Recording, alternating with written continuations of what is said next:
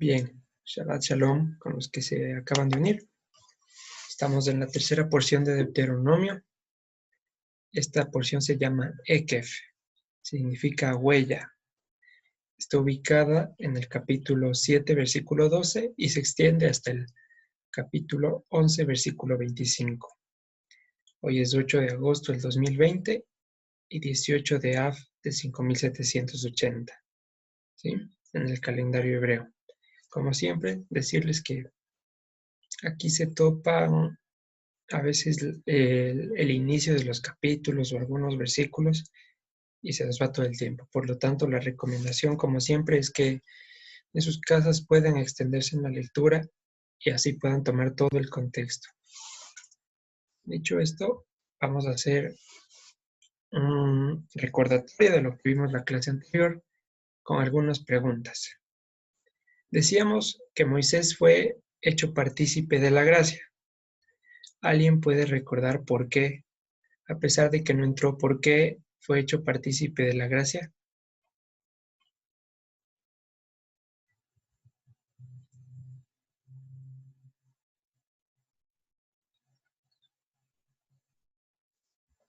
La situación era que Moisés le pide al Señor que le permita pasar a la tierra prometida, la tierra por la cual había transitado en el desierto 40 años.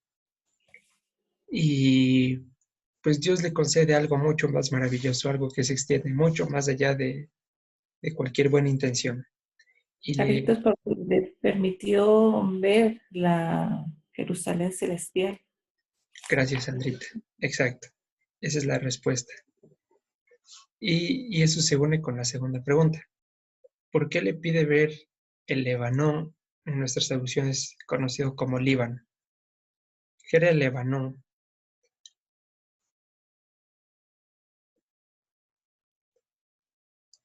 El altar del sacrificio. Correcto. Entonces Moisés no le estaba pidiendo el aspecto geográfico, le estaba pidiendo ver dónde iba a estar ubicada su presencia. De modo que Dios le dice, sube al monte y levanta tus ojos. Y mírame a mí. Recordemos ahí que no decía que Dios se enojó, sino que se cruzó.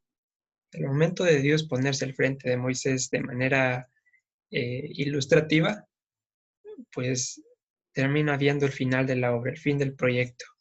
Y en eso Moisés halla descanso, en que la recompensa no es terrenal, sino que hay algo más, una ciudad no hecha por manos, cuyo arquitecto y fundador es Dios, como decía en Hebreos 11, que murieron muchos sin haber recibido lo prometido, sino que lo confesaron, lo vieron y lo saludaron desde lejos. Bien, ¿y qué era la gracia? ¿Qué dijimos que era la gracia?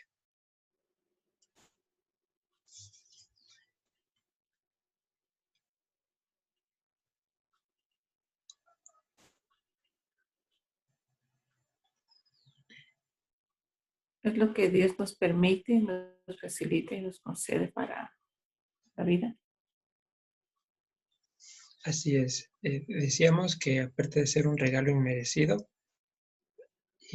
la gracia es el medio por el cual nosotros dejamos de poner la vista en las cosas de este mundo y podemos levantar el rostro y nuestro anhelo es la Jerusalén celestial, por gracia. Y que esa gracia no significa que todo va a ser cumplido, todo va a ser concedido, que todas las puertas se van a abrir, sino también significa que a veces las cosas no van a salir como planeamos, pero con un objetivo mayor. En el caso de Moisés, él quería entrar a la tierra prometida, física, y dice, fui hecho partícipe de la gracia, porque yo pensaba o yo tenía mi meta aquí en la tierra, y a través de la gracia puedo entender que me espera algo todavía mejor. Bien, analizamos también brevísimo y de manera sencilla que Josué y Jesús son el mismo nombre, Yehoshua, provienen de un mismo nombre. Y esto nos hacía ver algo importante, que Yehoshua en aquel momento histórico era el encargado de hacer entrar al pueblo a la tierra prometida. pero tenía una visión, o tiene una visión escatológica, de que el mismo Yehoshua, pero aquel que es nuestro Mesías, va a ser quien nos dé paso finalmente cuando venga por nosotros a la Jerusalén celestial, cuando seamos hechos a su semejanza, cuando seamos satisfechos de justicia, cuando todas las cosas lleguen a su término, cuando las cosas movibles se terminen. Yehoshua, como lo hizo antes en el desierto, a manera de maqueta, a manera de sombra, lo volverá a hacer, pero a nivel mucho más amplio. Bien, analizábamos otro punto y decíamos que no se puede vivir solo de promesas o solo de procedimientos. Ambos tenían que estar perfectamente equilibrados. No es que porque descanso en la promesa ya no tengo que cumplir nada, tengo que despreocuparme de todo y puedo vivir mi vida como más quiero. Y tampoco se puede caer en el hecho de creerme justo porque ya cumplo con todos los procedimientos y pensar que es mi conducta, mi buen actuar, mi buen parecer, el que me ha hecho ganarme las cosas. Entonces pareciera que eso está muy claro, pero el resto de la práctica a veces como que nos olvidamos o nos confundimos. Y analizábamos un versículo de por qué buscamos a Dios. En nuestras traducciones estaba, me buscarán y me hallarán porque me buscarán de todo corazón. Entonces ponía una condición, una situación de que Dios solo va a poder ser hallado por nosotros cuando le busquemos de todo corazón. Así sugiere nuestra traducción. Entonces la pregunta es, ¿por qué buscamos a Dios? ¿Estaba bien ese versículo? ¿O qué implicaba? ¿Alguien me ayuda?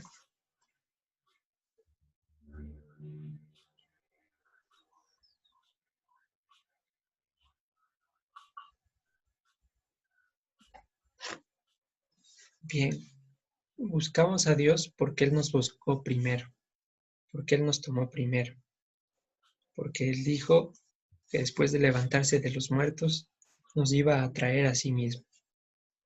Entonces, lo que decía ese versículo es que cuando estemos dispersos le vamos a buscar a Dios, le vamos a hallar, porque Él primero ya llamó a nuestro corazón. Y ante ese llamado nosotros respondemos. Ante ese llamado nosotros empezamos a andar en la senda. No al revés. No nos enrumbamos solos. No volteamos a ver al cielo por iniciativa propia, sino siempre tener en mente que ha sido Dios el que nos llamó. Bien. ¿Qué vamos a estar viendo hoy? ¿O en qué se va a centrar el tema?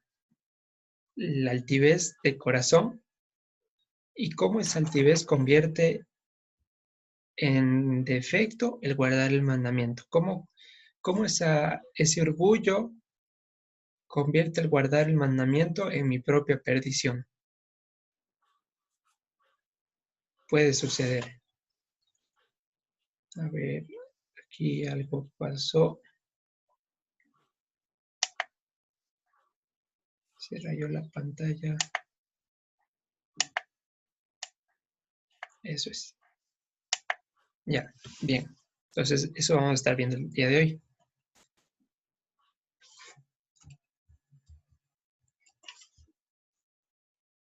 Un momento, paso a la siguiente diapositiva. Ya, muy bien. Entonces vamos a abrir Deuteronomio 7, versículo 12. Deuteronomio capítulo 7, versículo 12. Y alguien que nos ayude con la lectura, por favor. Amén. Y por haber oído estos decretos y haberlos guardado y puesto por obra, el Eterno tu Adonai guardará contigo el pacto y la misericordia que juró a tus padres. Listo. ¿Qué nos está diciendo este versículo? ¿Y qué sugiere la traducción? Que producto de mi buena de mi buena actuación, de mi buena conducta, producto de que he hecho las cosas justamente, En respuesta a eso, Dios va a guardar el pacto y la misericordia que juró a mis padres, para completar el versículo. ¿Será así? ¿Será que el actuar divino se sujeta al proceder humano, como nos sugiere la traducción? Nuevamente, el traductor no tiene el más mínimo cuidado en levantar una doctrina en pos de las obras. No tiene el cuidado en si esto va a generar una incongruencia o no. Pero aquí nos dice esto, que yo, por ser buena persona, por caminar íntegramente, me he ganado que Dios guarde el pacto. Funcionará así. Y no falta el mensaje que se acompaña de ese versículo que dice, no te dejaremos hasta que nos bendigas, o lucha por tu bendición. ¿Se acuerdan que vimos en la batalla de Jacob contra la potestad, cómo luchábamos por nuestra bendición? Y decíamos que no hay forma de luchar porque no depende de mis méritos. No importa cuánto me esfuerce, el ser bendecido por Dios no va a venir en pos de lo que yo haga o diga, sino porque Él estableció un pacto. No como sugiere este versículo que está planteando al revés, la doctrina de obras. Entonces, no funciona así como lo sugiere la traducción. Dios es el que pone la fuerza, el querer y el hacer, porque se mantiene la premisa que está en Romanos, que no hay justo ni aun uno, no hay quien busque a Dios, no hay quien haga lo bueno. Y segundo, nuestro caminar, cumplir el debido proceso de guardar los mandamientos, no está sujeto a ninguna retribución, ni Dios está obligado a darnos algo. Es como tienen que ser las cosas. Y nosotros no podemos estar como esos niñitos que hacen un favor y extienden la mano enseguida para ver qué les dan a cambio. No tenemos que ir tras del beneficio, sino tras Dios. Y a esta libertad es la que nos llamó nuestro Padre. ¿Qué es la libertad? Un concepto bien chévere que escuché es que la libertad es poder hacer lo que sé que está bien, poder hacerlo. Muchas veces solo sabemos que está bien y terminamos siendo o volvemos esclavos de nuestras actitudes.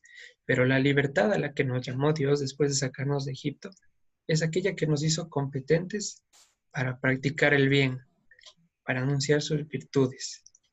Entonces, repito, versículo 12 sugiere que por yo tener buena conducta delante de Dios, el Señor mantiene su pacto. Si fuera de otra manera, Dios se vería obligado a invalidarlo. Eso sugiere la traducción.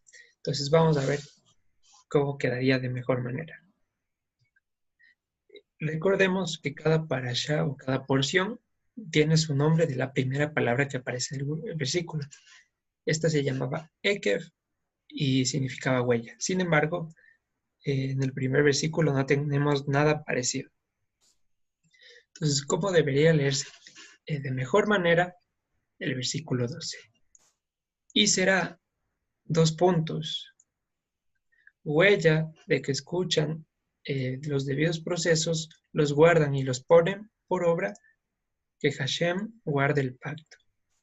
Entonces, ¿qué nos quiere decir esto? Que la evidencia de que nosotros estamos volviendo los ojos a Él, que la señal, como pueden ver en la imagen, una huella es la señal de que alguien pasó por ahí.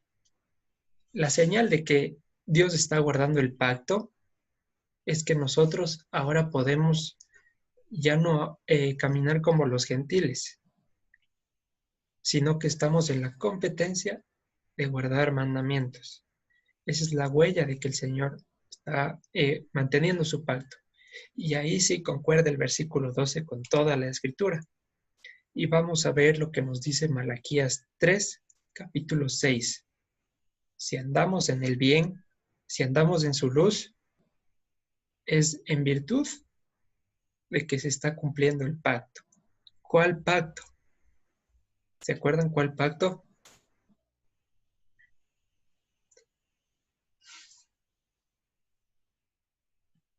Decíamos que hay un pacto que engloba todo.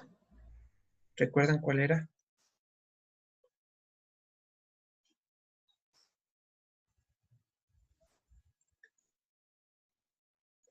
Aquel que decía, yo seré su Dios y ustedes serán mi pueblo. ¿Qué implica ser su pueblo? Andar en sus mandamientos. ¿Qué implica ser su pueblo? Ser santos como Él es santo.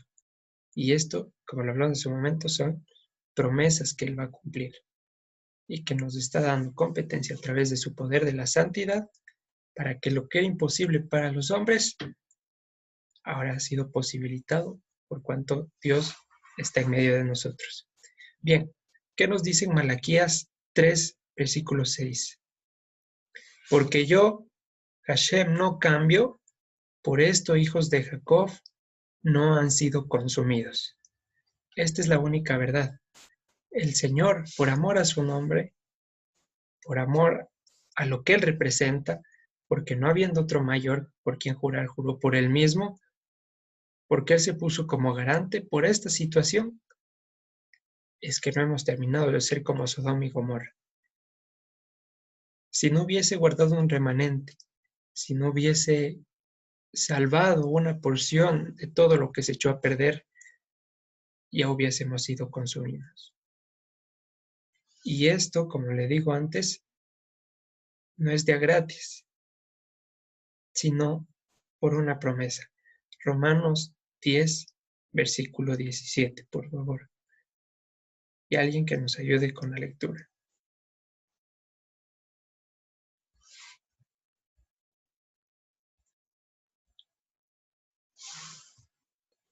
Romanos 10, versículo 17. Amén. Luego la fe es por el oír y el oír por la palabra de Dios. Ya. Entonces, ¿cuál es el método de que nosotros empecemos a exhibir fidelidad? De acuerdo a este versículo. Es porque nosotros empecemos a escuchar. Pero este escuchar es por la palabra de Dios. Y aquí se entiende, palabra entiéndase promesa.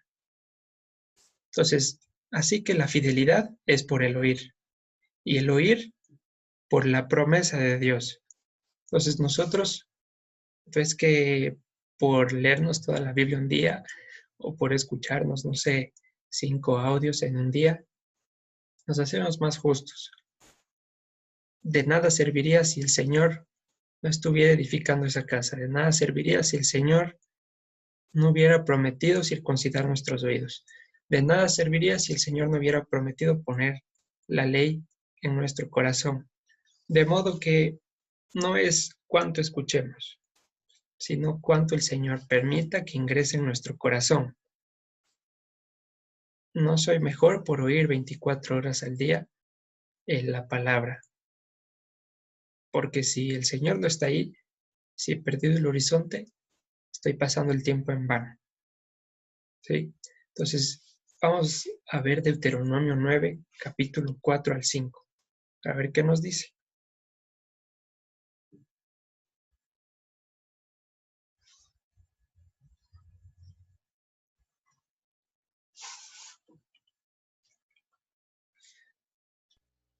Deuteronomio 9, versículo 4 al 5.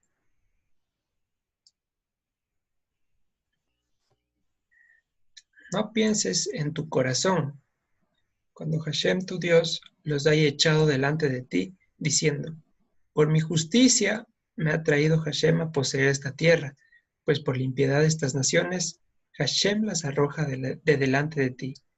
No por tu justicia, ni por la rectitud de tu corazón entras a poseer la tierra de ellos, sino por la impiedad de estas naciones, el Hashem tu Dios las arroja de delante de ti. Y para confirmar la palabra, nuevamente la palabra, que Hashem juró a tus padres, Abraham, Isaac y Jacob. Entonces, cuando entres a poseer la tierra, le dice aquí al pueblo y a nosotros, cuando empieces a andar, que no se te olvide por qué llegaste. No te estoy premiando por los méritos que hiciste. No te estoy enalteciendo porque fuiste mejor que los demás pueblos. Al contrario, el Señor dice que fuimos de lo peor del mundo, lo vil y menospreciado. De allí salimos. Entonces no pienses que fue por tu justicia. No te vayas a marear con el éxito, con la tranquilidad y el shalom que el Señor nos da.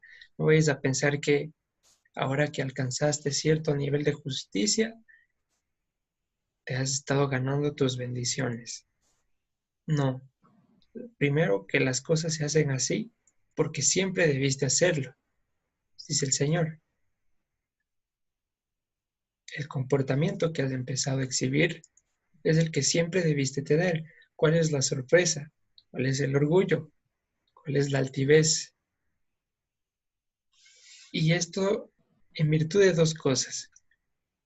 Por la impiedad de aquellos que están poseyendo la tierra, poseyendo. Y segundo, porque hice una promesa a tus padres. Les di una palabra. Y dice en el último, el versículo 5, para confirmar. Bien, en vez de confirmar, la palabra que aparece ahí es levantar. Para levantar la palabra dicha a nuestros padres. Este levantar tiene sentido de evidenciarle, de materializarle, de que quede expuesto a ojos de todos. Entonces, ¿por qué lo hace? En virtud de que Él prometió. Y en virtud de esa promesa, ahora ellos están siendo beneficiarios de un pacto. Beneficiarios, no partícipes, no desarrolladores directos, sino han sido benditos en la simiente de Abraham, al igual que nosotros. Esa es la situación. Y vamos a abrir 1 Corintios 4:7.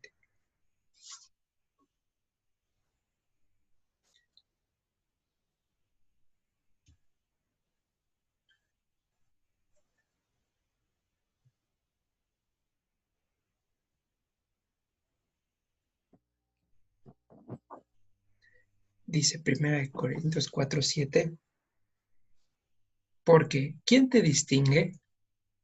¿O qué tienes que no hayas recibido? Y si lo recibiste, ¿por qué te glorías como si no lo hubieras recibido? La situación que venimos hablando. ¿Quién te distingue? ¿Se acuerdan que distingue? Era el sinónimo de santificar. Cuando decíamos que somos santificados, somos distinguidos. Entonces aquí Pablo evoca esa situación. Recuerden, hermanos corintios, ¿quién fue el que los distinguió? ¿Qué tienen?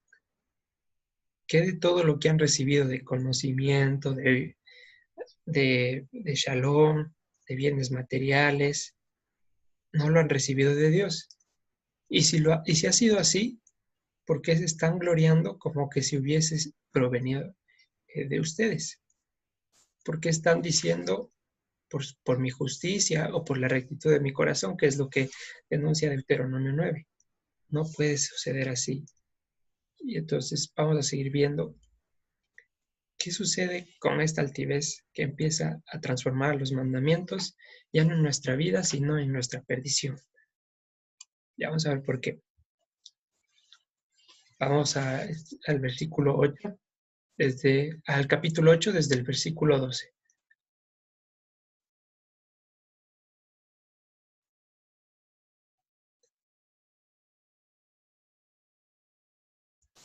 Y alguien que nos ayude con la lectura también, por favor. Hasta el versículo 14.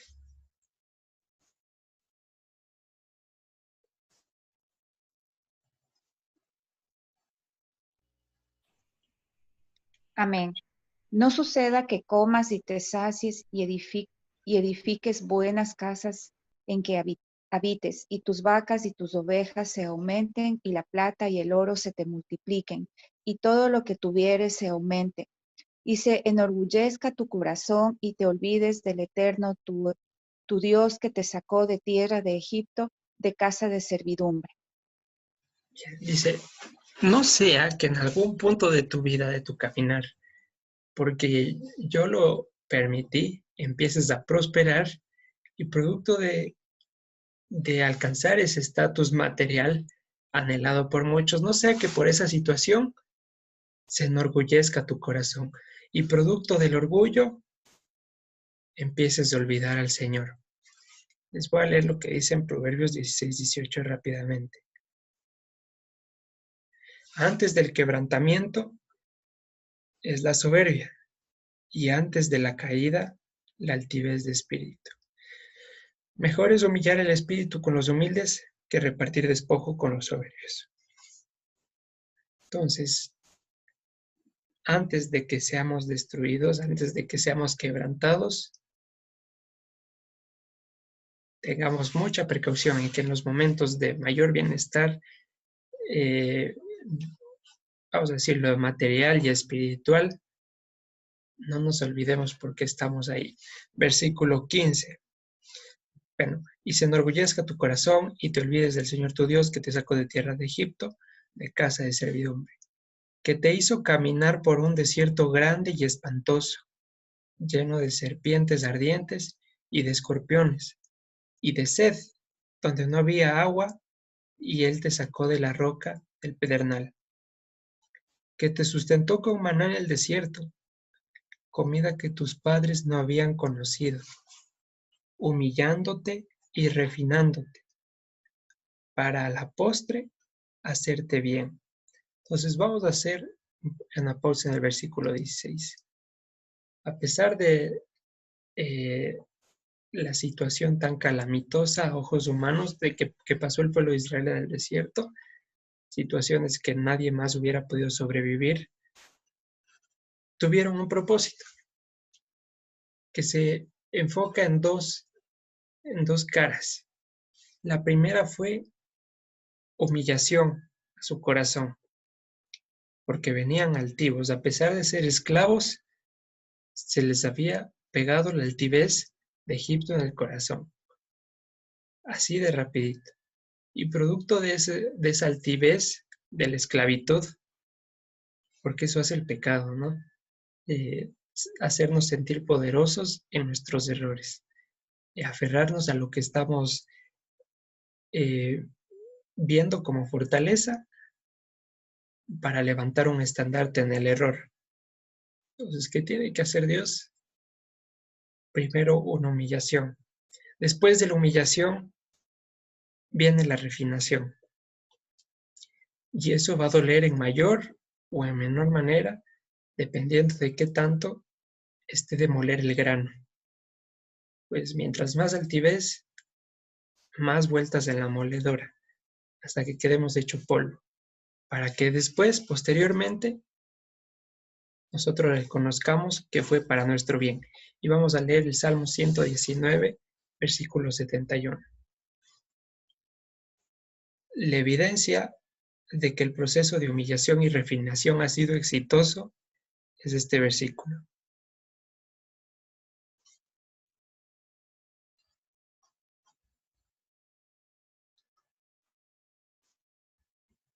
Si lo tenemos, pues alguien que nos ayude con la lectura. Amén. Bueno me es haber sido humillado para que aprenda tu estatus. Gracias, amiga. Entonces, esa es la evidencia de que el proceso ha sido exitoso.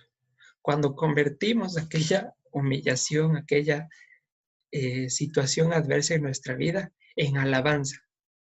Bueno me es haber sido humillado para que aprenda, dice ahí, tus promesas, para que recuerde en virtud de qué me levantaste. Bueno me es haber sido humillado. Y por allá en Isaías 12 también dice, cantaré por cuanto te enojaste contra mí. Agradecemos haber pasado por esa moledora, porque sin ella reconocemos que hubiéramos muerto en nuestra altivez. Sí.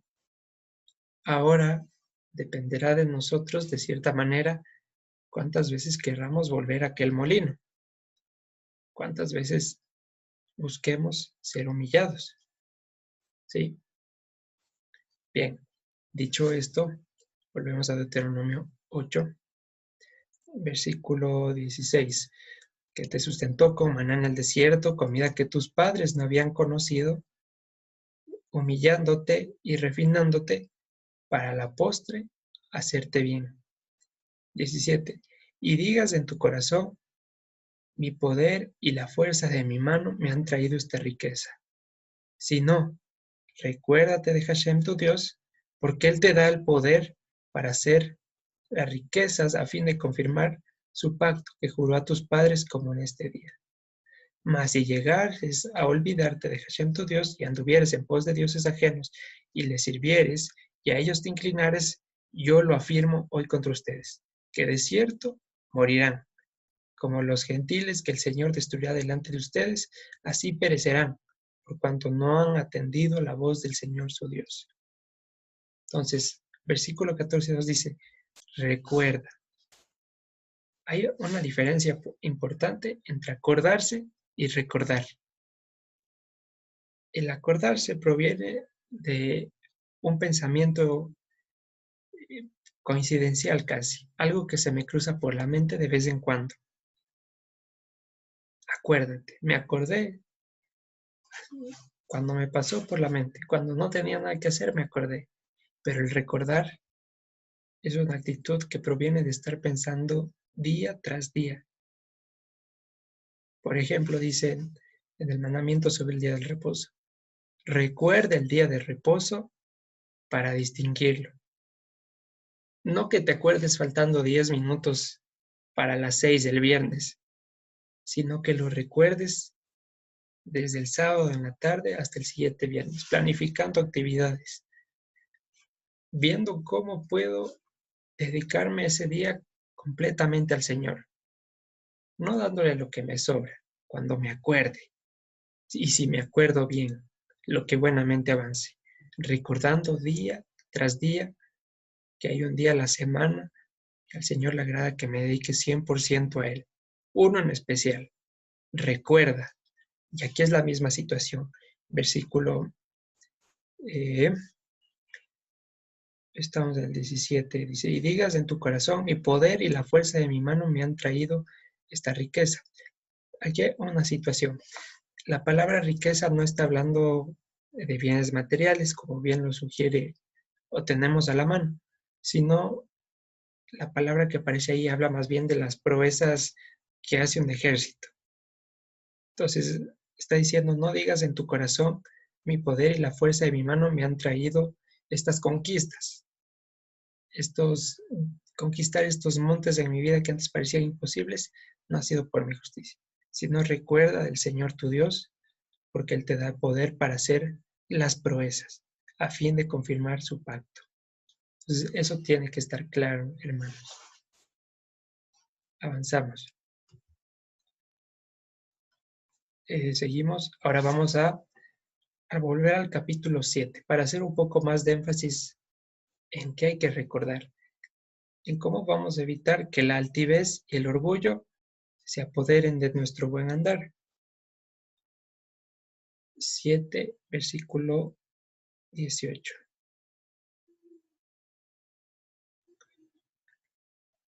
Antes de eso vamos a hacer una parada vamos a leer desde el 13. Dice, y te amará, te bendecirá y te multiplicará, y bendecirá el fruto de tu vientre, el fruto de tu tierra, tu grano, tu mosto, tu aceite, la cría de tus vacas y los rebaños de tus ovejas, en la tierra que juró a tus padres que te daría. ¿Qué puede suceder con este versículo? Se puede levantar la doctrina de la prosperidad. Nada más hay que olvidar un detalle. Estos beneficios no están dados para la tierra, no están dados para el transitar terrenal. Enhorabuena si el Señor permite que esto suceda en nuestra vida, pero no puede ser nuestro deseo diario. No podemos estar esperando el beneficio para sentirnos en paz con Dios, como dije anteriormente. Te amará, te bendecirá y te multiplicará. Bendecirá el fruto de tu vientre. Hay muchos hermanos que por cualquier situación no tienen la capacidad de tener hijos. ¿Qué quiere decir? Que está en maldición, que Dios no está con ellos. Es producto del transitar del mundo. Por la contaminación biológica que tiene la creación, pues hay ciertos defectos. Pero si no lo percibimos aquí en este mundo, la promesa está en la tierra que juró a nuestros padres. Recordemos que la tierra prometida es una imagen, una maqueta, una sombra de lo que significa entrar a la Jerusalén celestial. Entonces, si no percibimos esta abundancia mientras peregrinamos por aquí, no tenemos por qué sentirnos juzgados. Ejemplo de esto, el apóstol Pablo. Hubo momentos donde pasó extrema pobreza, donde casi muere ahogado, donde fue azotado. Y no es que andaba en pecado oculto, o estaba en maldición, desconectado de Dios. Tenía ceguera. Y lo que hacía con el diezmo no era enriquecerse él mismo, sino siempre a la viuda, al desamparado, al extranjero. Porque él tenía en cuenta que la recompensa no era aquí. Entonces lo mismo sucede. Versículo 14. Bendito serás más que todos los pueblos. No habrá en ti varón ni hembra estéril, ni en tus ganados. Y quitará el Señor de ti toda enfermedad, y todas las malas plagas de Egipto que tú conoces. No las pondrá sobre ti, antes las pondrá sobre todos los que te aborrecieren. ¿Sigue habiendo enfermedades aquí? Sí. Y no significa necesariamente que estemos errando, sino que es producto del transitar del mundo. Versículo 16. Y consumirás a todos los pueblos que te da el Señor tu Dios. No los perdonará tu ojo, ni servirás a sus dioses, porque te será tropiezo. Si dijeres en tu corazón, estos gentiles son mucho más poderosos que yo, ¿cómo los podré exterminar? Aquí va, versículo 18. No tengas temor de ellos. Recuerda bien de lo que hizo el Señor tu Dios con Faraón y con todo Egipto, de las grandes pruebas que vieron tus ojos, y de las manos, y de las señales y milagros de la mano poderosa y el brazo extendido con el que el Señor tu Dios te sacó. Así hará el Señor tu Dios con todos los pueblos de cuya presencia temieres. Entonces aquí nos vamos a detener un momento. Nos está recordando el Padre, recuerda lo que sucedió en Egipto. Recuerda que no fuiste tú. Recuerda que fue mi mano poderosa. ¿Por qué pone tanto énfasis? Y este capítulo menciona varias veces la palabra recuerda. Porque podemos estar guardando mandamientos, podemos estar andando en los correctos procedimientos y al mismo tiempo podemos estar olvidándonos de Dios. Podemos decir en nuestro corazón que ahora que hemos alcanzado cierto grado de justicia, ahora que hemos vencido tal o cual debilidad, ahora que hemos empezado a guardar Shabbat, o ahora que entendemos mejor la Torá, puede suceder que nos confundamos y empecemos a pensar que ahora sí nos estamos ganando las bendiciones. Esto no es que lo vamos a decir abiertamente, sino que va a ser una semillita de desconfianza y de confusión que se va a albergar en el corazón. ¿Sí? Entonces, ¿puedo estar guardando mandamientos? Sí. Y al mismo tiempo, ¿puedo estar olvidándome de Dios? También. ¿Tenemos que irnos lejos para ver este ejemplo? No. ¿Qué pasó con nuestros hermanos de Judá?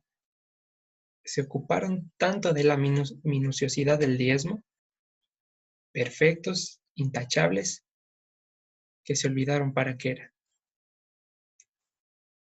Misericordia quiero y no juicio.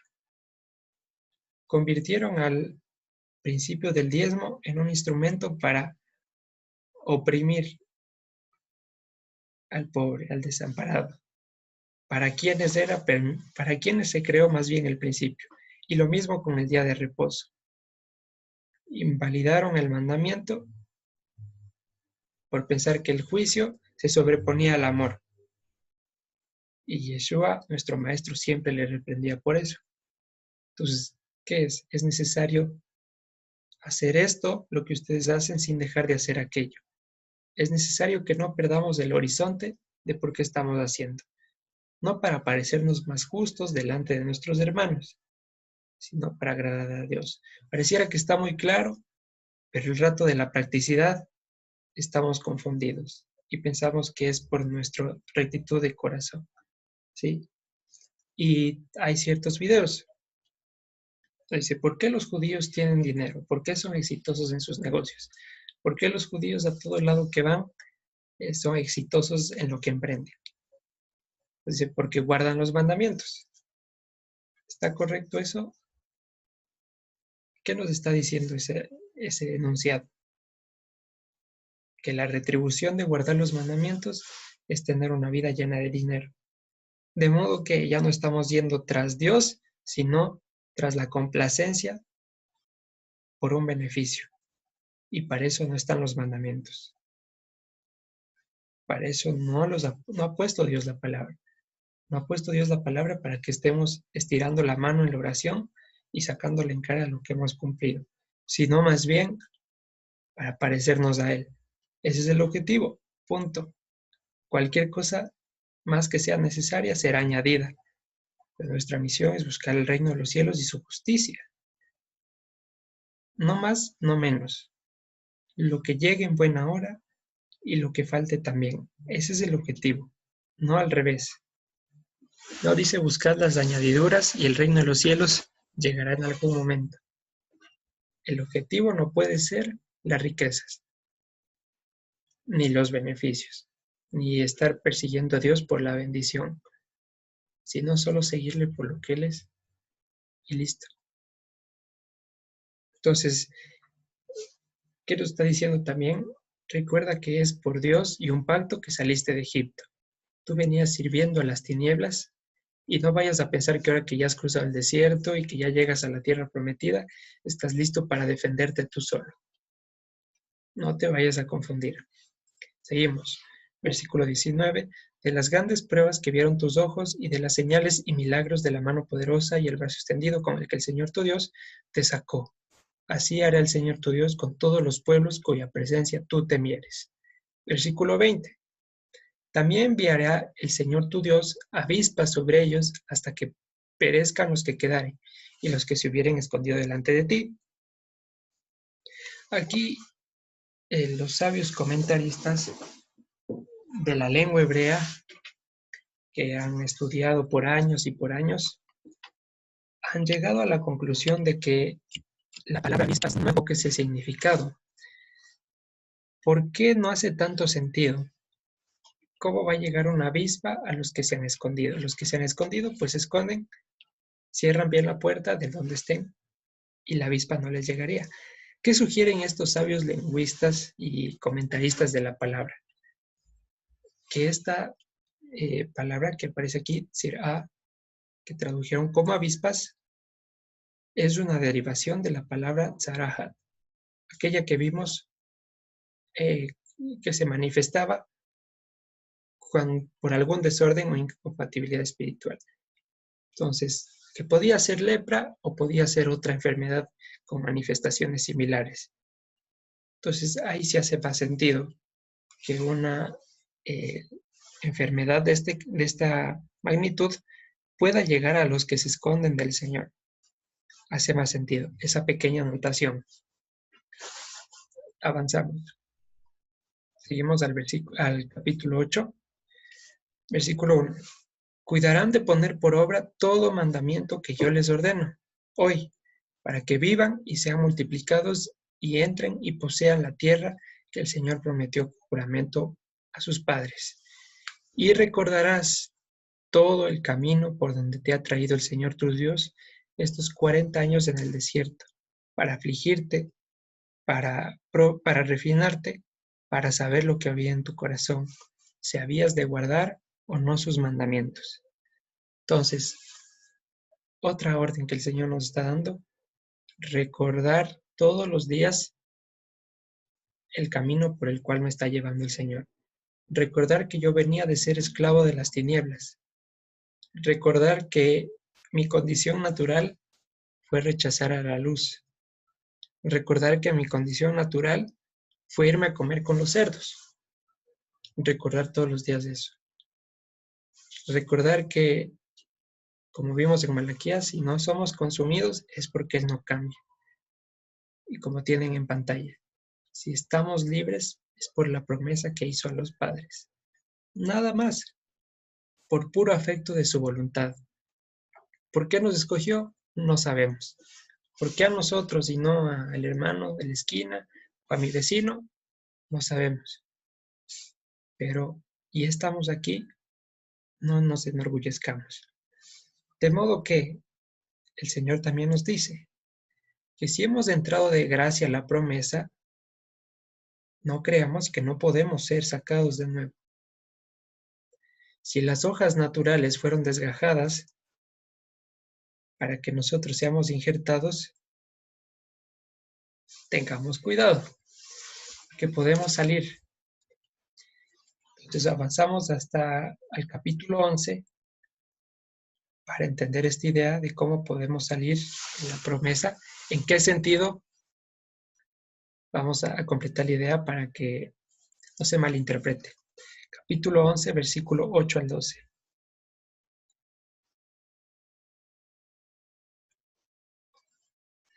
Han puesto como título Bendiciones de la tierra prometida.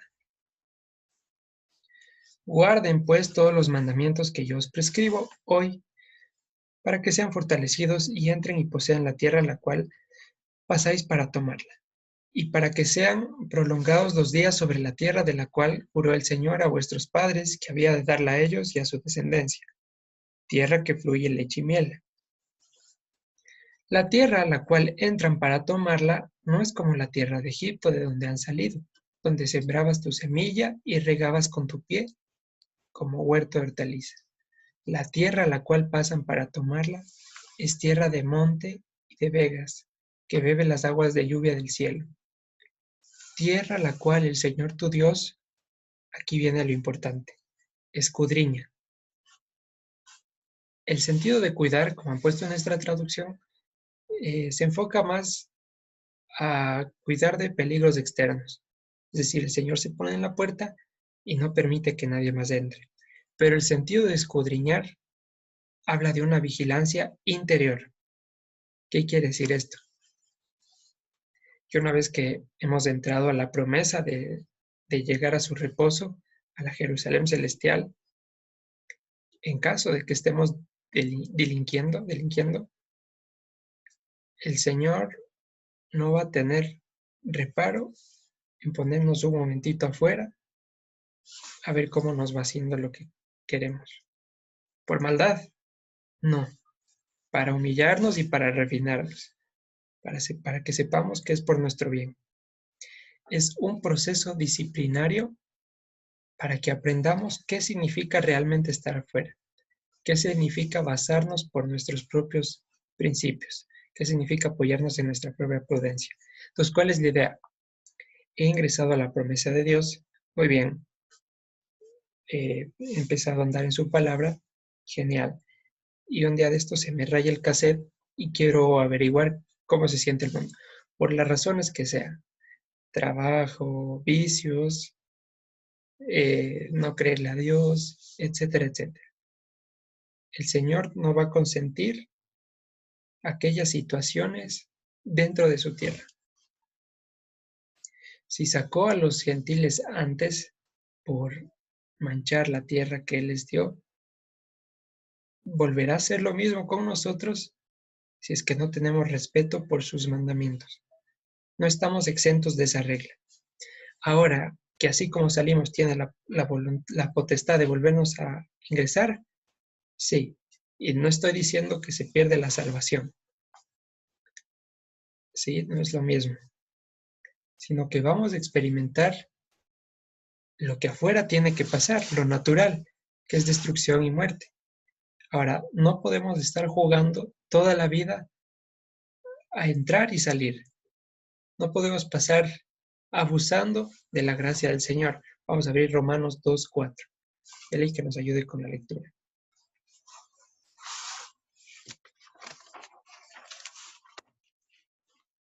Romanos capítulo 2, versículo 4.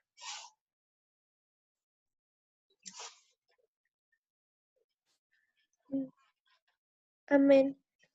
¿O menosprecias las riquezas de su benignidad, paciencia y longanimidad, ignorando que su benignidad te guía al arrepentimiento? no nos arrepentimos de nosotros mismos, sino porque la benignidad del Señor nos guía a eso, porque Él sale al encuentro. Entonces, ignoramos de esa las riquezas de su benignidad, paciencia y longanimidad. Vamos a estar ignorando eso toda la vida, jugando a que entramos y salimos de la promesa. Cuidado, en qué momento podemos salir y podemos quedarnos, quién sabe cuánto tiempo comiendo entre los cerdos, hasta que nos demos cuenta que afuera no es un buen lugar y digamos como el hijo pródigo. En la casa de mi padre hasta un jornalero come mejor que yo. Vamos a ver cómo nos va volviendo. Y a pesar de eso, dice que el padre no lo recibió mal al hijo, sino que hizo una fiesta. Pero es que eso no es lo que Dios quiere para nosotros. No quiere que vivamos 40 años en miseria para recién darnos cuenta que con Él está la vida. Por eso dice, recuerda, ten presente todos los días de tu vida cómo te saqué de Egipto. Entonces, esto, como dijimos, es una figura de la Jerusalén celestial. De modo que sin santidad nadie verá a Dios. No importa cuánto tiempo hayamos andado, cuántos mandamientos hayamos guardado en nuestra vida, si es que en determinado momento se nos raya el cassette, vamos a ser humillados y refinados, hasta que aprendamos que del mundo no se puede hallar ningún beneficio. Y también, como está escrito, ningún incircunciso entrará en ella. Una vez que hayamos llegado a la Jerusalén celestial, ya no va a haber ni siquiera ocasión de equivocarse, ni la más mínima probabilidad, porque el pecado fue derrotado. Pero eso implica también que habremos pasado un proceso muy grande de refinamiento. Vamos a seguir en el versículo 12 de Deuteronomio 11. Tierra de la cual el Señor tu Dios escudriña, siempre están sobre ella los ojos del Señor tu Dios, desde el principio del año hasta el fin. Entonces, no hay canitas al aire. Una vez al año sí hace daño y puede ser determinante para el resto de nuestra vida. Sí, como está escrito el Salmo 121, no se adormecerá ni descansará el que guarde Israel. Y eso implica guardarnos también de nosotros mismos, que si en un momento empezamos a atentar contra el pueblo por nuestra actitud, también el Señor en su amor va a derramar su disciplina. Entonces, ojo con este versículo. Tierra de la cual el Señor tu Dios escudriña siempre. Están sobre ella los ojos del Señor tu Dios desde el principio del año hasta el fin. Entonces, comentario final. Si empezamos a guardar mandamientos nada más porque sí, nada más porque quiero parecer más justo, y no ponemos la mirada en el autor y consumador de la fidelidad, que es nuestro Señor Yeshua, estamos en vanidad de vanidades. Porque ya no estamos siguiendo al justo, sino a mi justicia. No importa cuántos versículos me aprenda, si es que yo no soy imitador del Señor Yeshua en mi andar, estoy pasando el tiempo. Estoy enorgulleciéndome, enalteciéndome, y a fin de cuentas voy a olvidarme de Dios, como leemos en el versículo. Nuestra meta es parecernos al Señor. Y para eso vivimos, para eso andamos y para eso existimos. Amén. ¿Alguna pregunta, hermanos, antes de terminar? ¿Todo quedó muy claro? Espero que sí, espero no haber hablado por hablar y me haya podido dar a entender bien. Si no hay preguntas, procedamos a bendecir este momento. ¿Alguien desea ayudar con la bendición?